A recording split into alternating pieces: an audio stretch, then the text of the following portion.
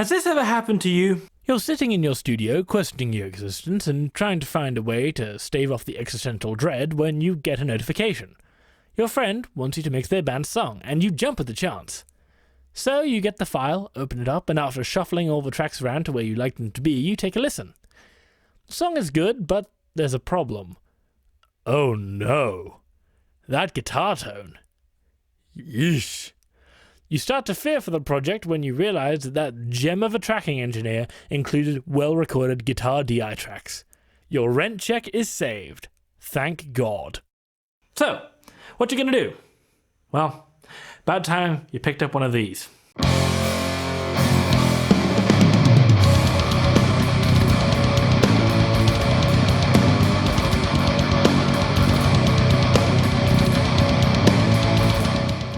Hello there everyone, my name is Jake and I'm the Chief Engineer and Producer here at Sawmill Recordings, and today we're going to be talking about reamping. It's a dead simple process, and the first step is to just gather together all the things you're going to need. The tools needed are simple.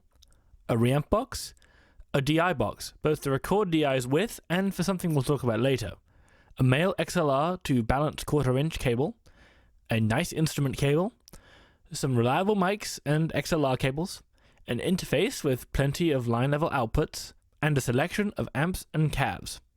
Also nice to have are some pedals, pedal cables, and one spots. So now that you've got all of your tools at the ready, let's go back to that situation where the guitar tone was lackluster, to be polite. What do? Well, you first grab your 1/4 inch to female XLR cable, run it from the line level output of your interface into the input of your reamp box. Now, this little box's sole purpose in life is to take line level signal, convert it down to instrument level signal, and send it to your amplifier. Now, instrument level signals are what come out of your guitar, and it's what the front end of your amplifier is used to seeing. Now, if that little description as to what a reamp box does rings a bell, well, you're very perceptive. It's exactly what this little DI box does, but in reverse. And you can use it as such if you're in a pinch or a bind, or, you know, you don't have the funds for a reamp box. I used this when I didn't have one of these. Basically, all you need is a 1/4 inch to male XLR cable. You run that into the output, and you run the inputs to your amplifier. Once you get the routing correct, and you've banished the inevitable feedback when you mess it up, you can set up microphones in front of any speaker that you choose to have at the other end of that amplifier, and record the new guitar tone and save your mix. So now it's time for us to take a look at a reamping session in action. We've got Pro Tools open here with a band called the Memos song open. I'm playing drums on this project as well as engineering. The guitar tone we got sounds like this.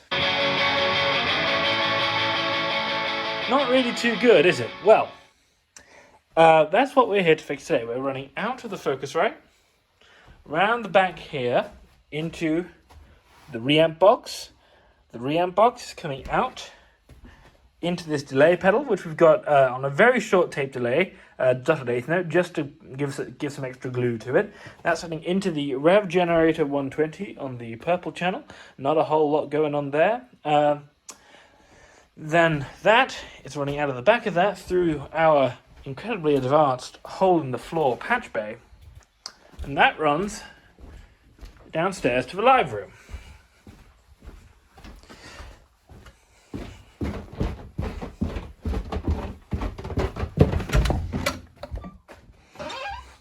So here in the live room, we've got gobos with packing blankets over the glass. We need to get this as tight sounding as possible. And this is running into the Coffee Custom Lungo cabinet that we have here. We're using a greenback speaker with a 57 and an Austin ribbon microphone on it. The other speaker is a vintage 30. That comes in handy for other styles of music. Of course, you see that's the speaker cable going up there. Now, the guitar that this piece is actually being played on is sitting over here. This is a American Texas Special Fender Stratocaster. It is a beautiful guitar and sounds really, really good. So now, let's see what a reamp actually sounds like from the live room.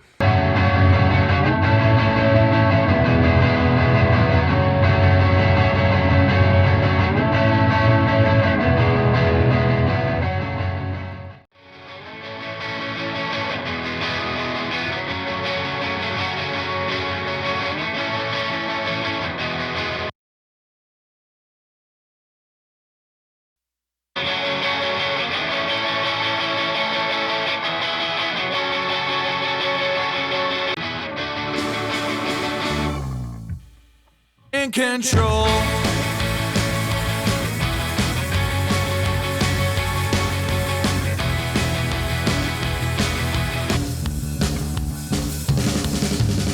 Sorry that I'm always confused when I try so hard to talk to you. That's the way things seem to do. I'm always confused when I try so hard to talk to you. That's the way things seem to do. I'm tired of being accused. But wait, there's more. I'm going to tell you guys a bit of a secret about reamping today. Reamping isn't just for salvaging guitar tones. You can reamp anything through anything. It's just a matter of what gear you have at your disposal. We're coming back to that, don't worry. There's utterly too many possibilities to get into. All you really need to keep in mind is what level of signal you need throughout the process. You want to run a vocal through a chorus guitar amp? Go for it. Sounds really cool. It'll sound weird, but if weird's what you need, there you go. You want to run a Moog through a blown out PA speaker and a subwoofer and mic both of those up? Well, you got stereo outputs on this reamp box. You can absolutely do that. Or what about like a tuba or a trombone through, like, I don't know, a spinning Leslie and like a really distorted guitar amp that you record at the same time? Well, the only barrier to that I can see is actually getting a Leslie into the studio and getting that all set up. But if that's the sound in your head, more power to you. Actually kind of wondering how that sounds. Do I know anyone with a Leslie? Here's the really crazy thing though. You can even reamp drums if you've got a few spare speakers kicking around. To Mudsden, I think I pronounced that right. He was the engineer on Meshuggah's Violent Sleep of Reason album back in 2016. He reamped Thomas Hark's drums. Now, how do you do that? Well, say the drum tone that you got isn't exactly what you want, or you want like lots of different drum tones. Well, you get a speaker, you put it in front of the drum, you mic up the drum a different way, or alter the drum, you take off the head, you put in blankets or pillows, or take out blankets and pillows. In whatever case, then you mic all of that up, and in conjunction with all the overheads that you still should have set up, and hit record. That signal will come out of the speaker, it will move the membrane just like it would be if you hit it, and you will pick up that new sound. There are a number of videos on this, and it's a well-known trick in the industry, but I love metal, so Tu Munson is the guy I first heard this from. Now, finally, a word of caution. Remember that asterisk? Yeah, this is where we come back to it. All the cool things you can do with reamping lead to a magpie syndrome-ish kind of deal. And it's not healthy.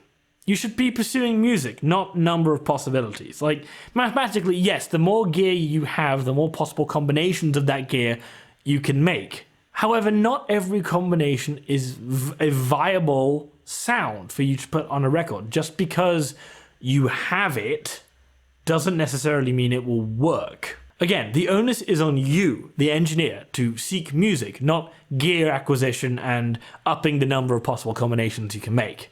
Sure, you want some, but you don't need to go overboard. It's not required.